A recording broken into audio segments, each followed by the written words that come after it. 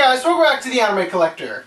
Today we're going to be talking about something that is so incredibly awesome that it actually feels a little bit impossible for this thing to legitimately exist.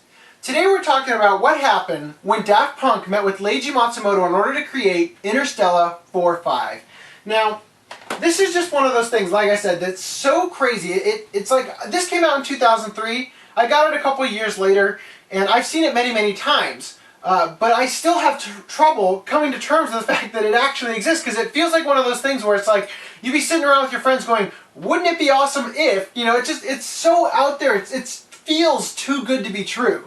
Now, when I was preparing for this review, I learned a little bit about how this came into be. And actually, it turns out to be almost completely backwards from what I had initially thought had happened, and it enriches the experience that much more.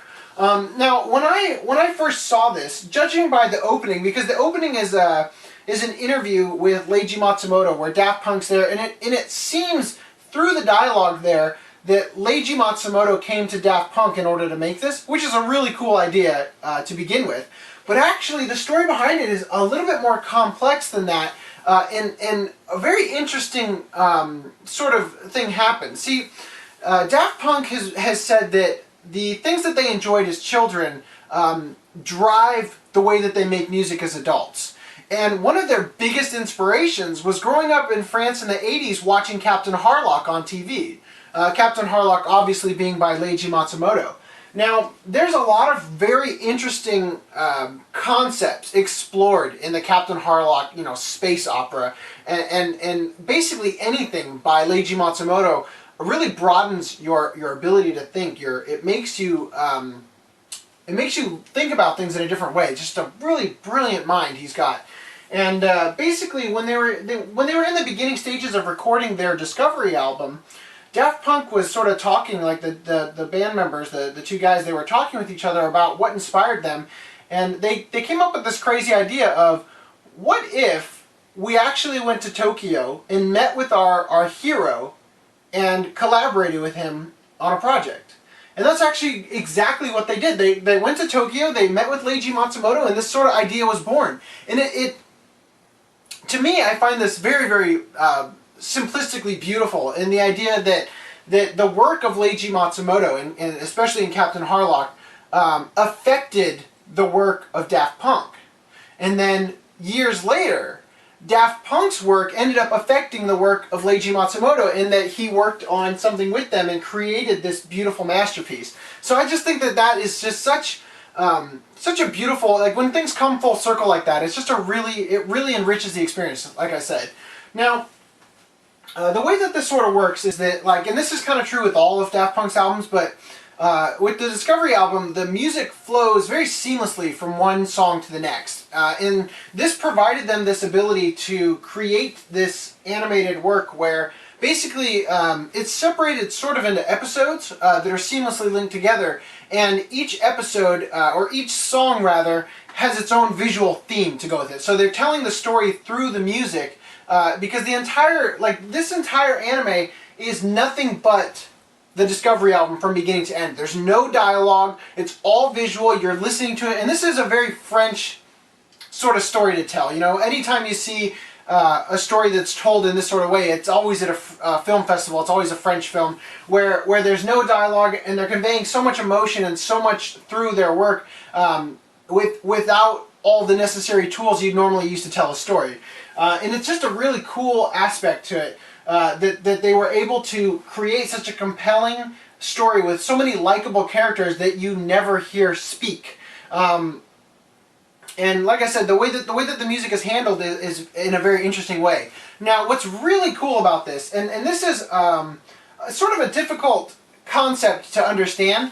Let me read the back of the box to you guys real quick. So this will give you a very oversimplified version of what the story's sort of about. So it says here, 4 musicians from another galaxy are kidnapped by an evil manager to ultimately become the biggest band on Earth. Daft Punk's music meets Leiji Matsumoto's designs for this animated musical.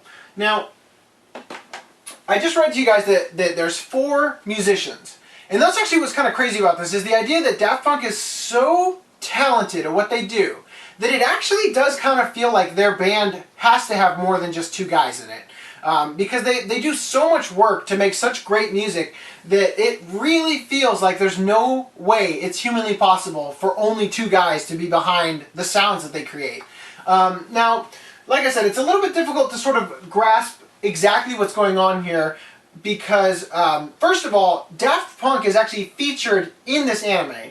And that alone is reason enough to get this. Just so you can say that you own an anime where Daft Punk is actually in it as themselves, labeled as Daft Punk in this anime.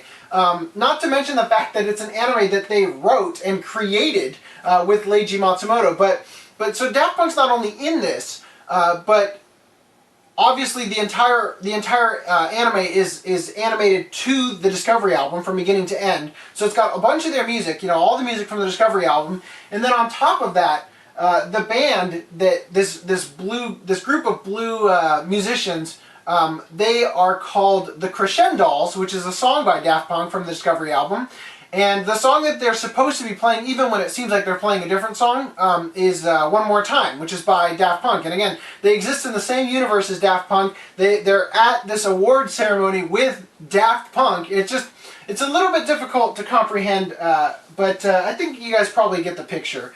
The story of this is, as I said, that they're kidnapped. Now, the anime opens with them performing this like galactic concert, and they go out of their way to show that this band, especially this song, One More Time, has transcended demographic. So you see young people dancing, old people dancing, they've really hit the whole population of this galaxy, right?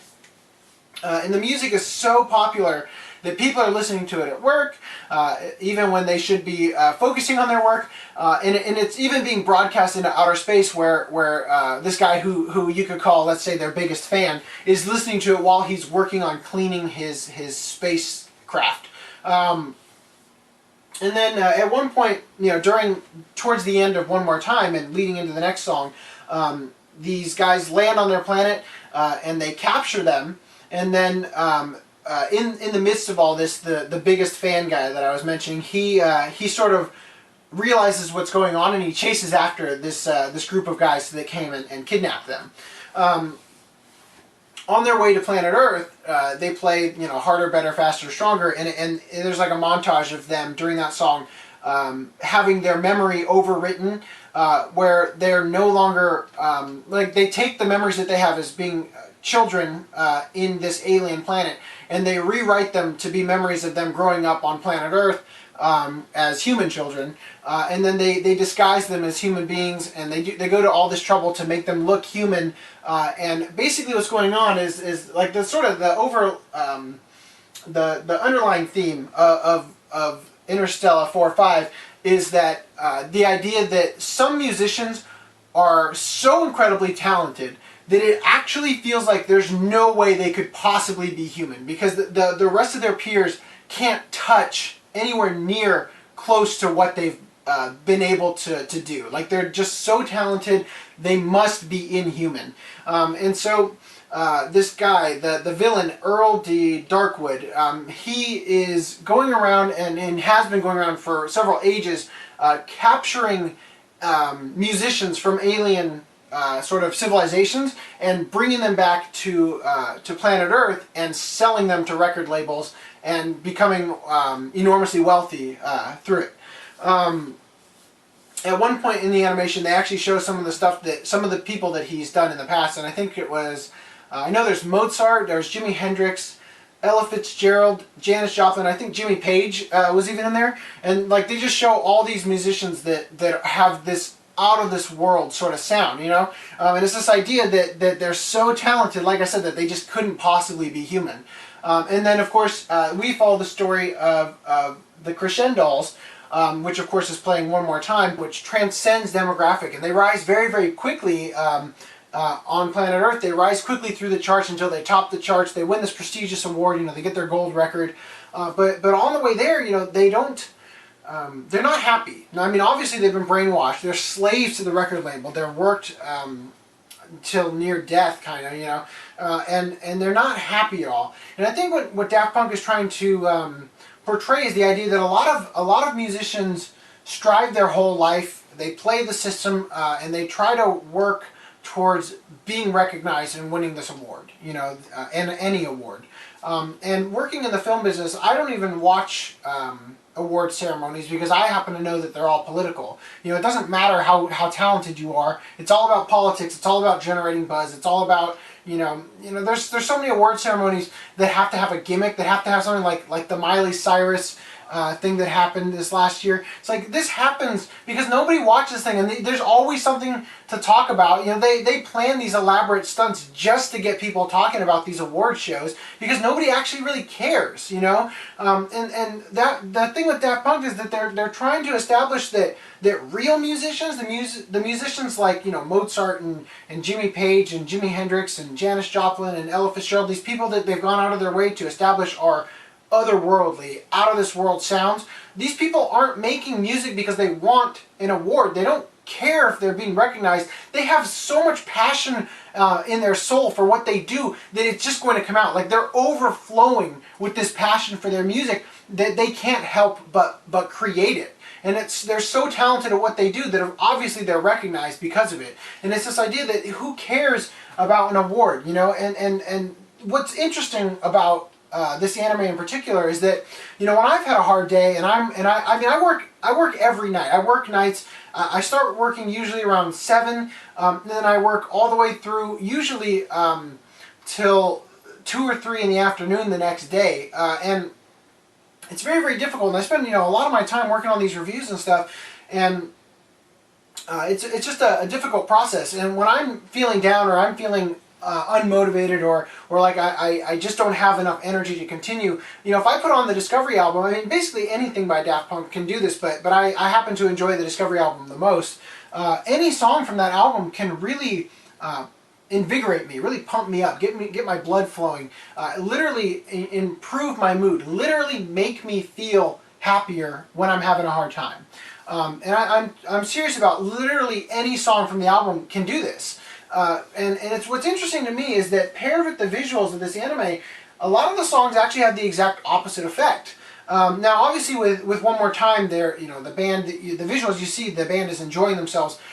They're pouring out their soul for this music that everybody is enjoying, that transcends this demographic, but not necessarily the second or third song.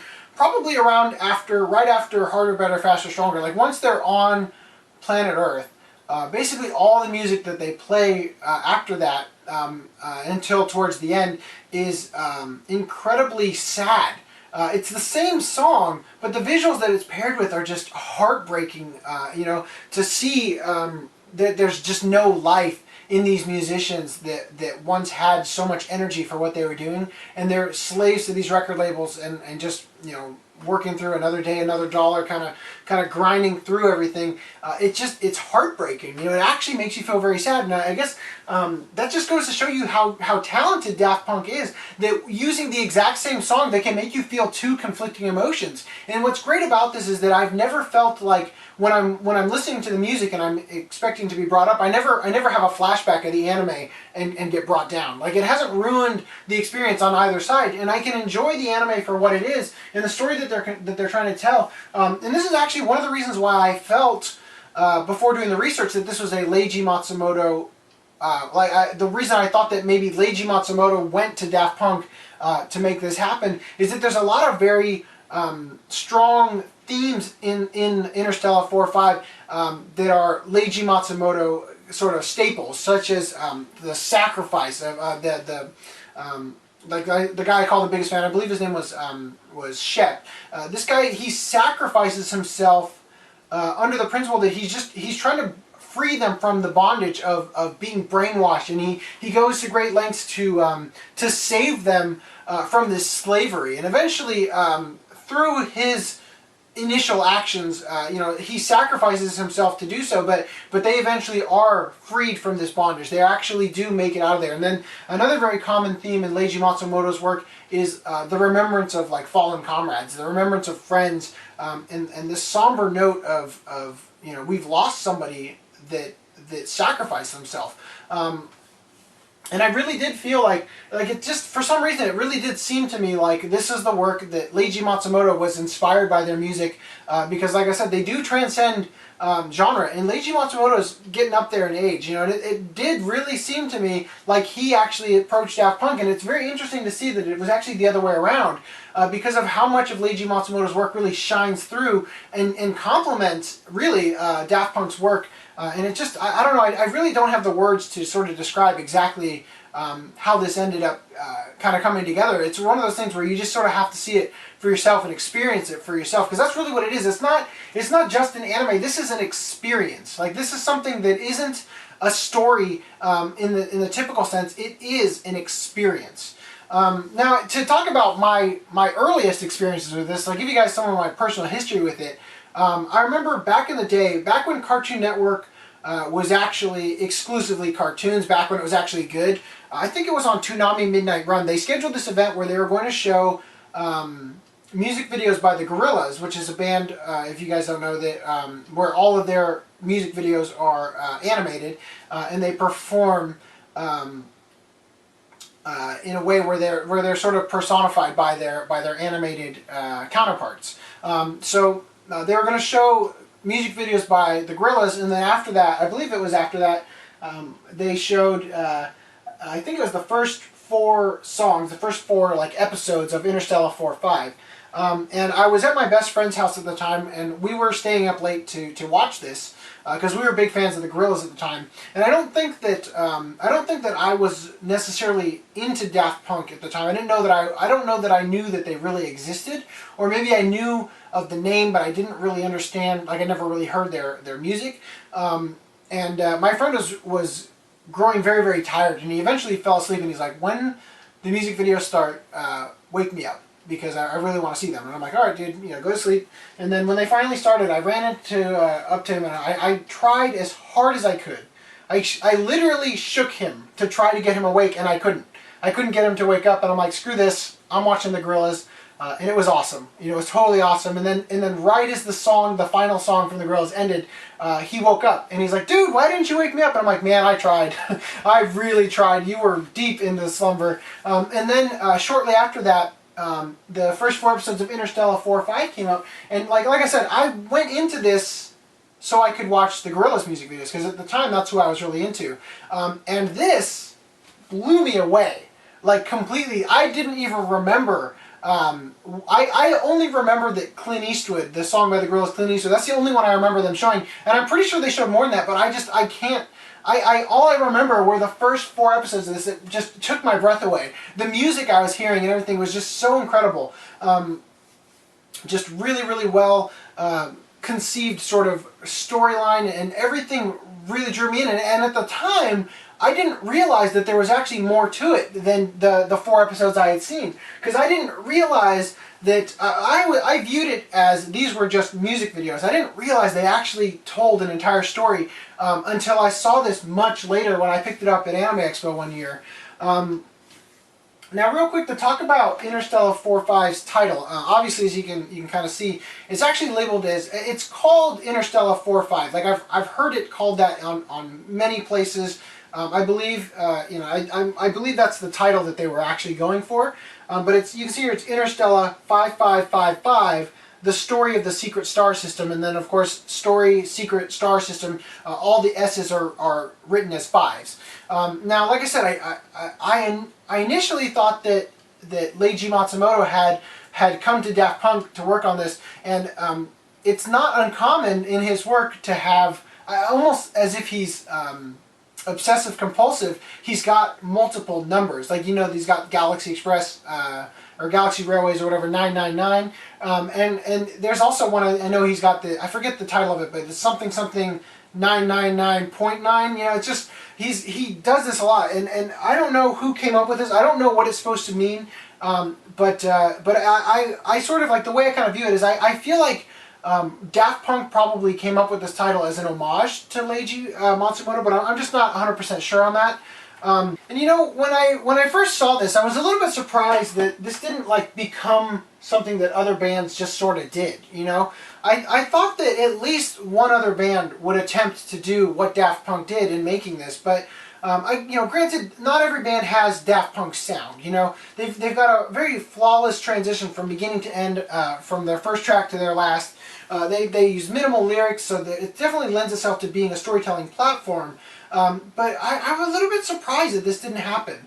Now, as an adult, I totally understand why it didn't happen. After getting my degree in animation and working in the industry, I understand that it costs, millions of dollars to make a feature-length animation from that follows an album, especially, and you're banking a lot on that investment, that this album is not only going to do well enough that it's going to sell out itself, you're going to make a profit off of the album, but it also has to be good enough that you're also going to get people who would care enough to see the animation you put together and see the story that you tried to tell, and that you'd actually make a profit off of that investment.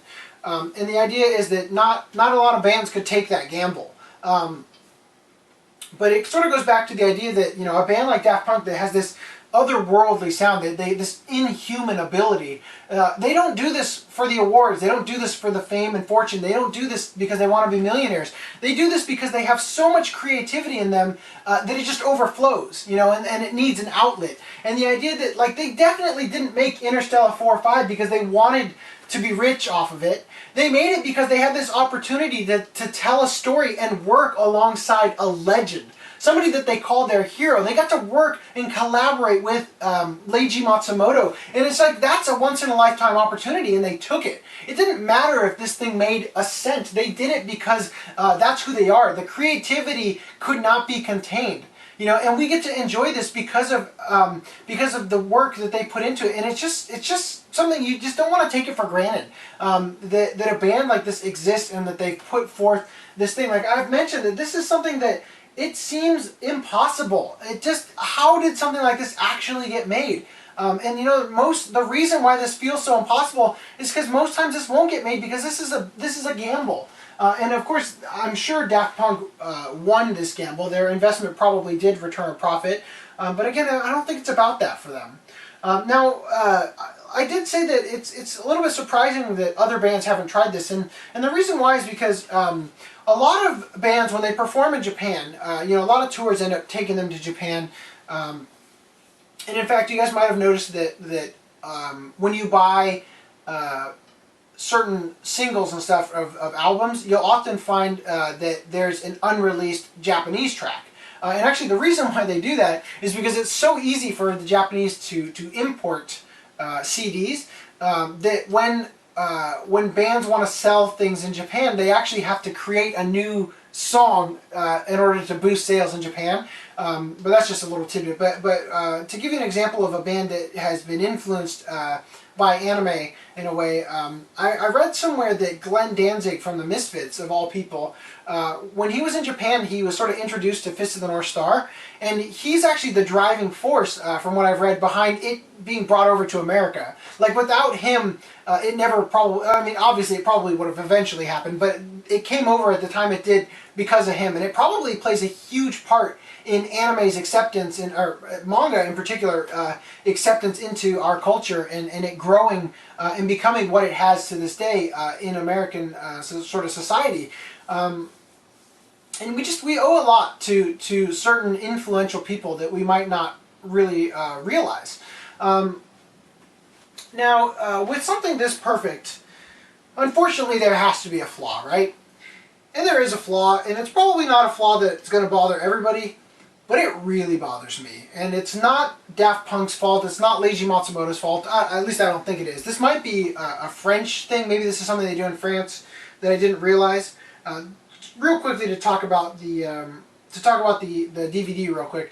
There's English and French on it, and basically you select at the very beginning, as soon as you put the DVD in, you select English or French, and all that does is it changes the special features, like the stuff you would read is now written in English or is now written in French, and then the subtitles of Leiji Matsumoto talking at the beginning are translated. That's basically all that is. But as far as the imperfection in this perfect masterpiece, normally when you put stuff in your bookshelf, you'll slide it in there, and you would theoretically tilt your head to the side like this in order to read what the title is.